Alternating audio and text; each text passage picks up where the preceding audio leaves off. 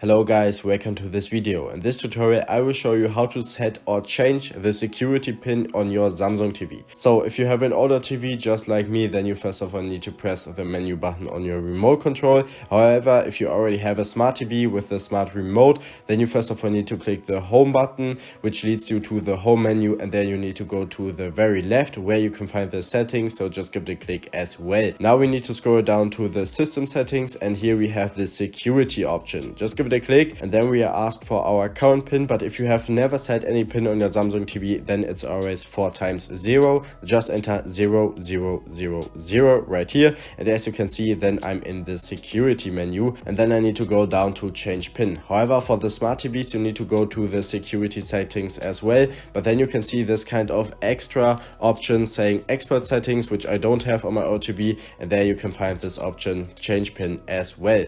So now we just need to enter our new pin. I will just select 1111, and now we need to confirm our new pin again, 1111, and then we have already changed our pin. So that's basically how easy we can set or change our pin on our Samsung TV. If this video could help you, please leave a like and subscribe. Thanks for watching, and bye.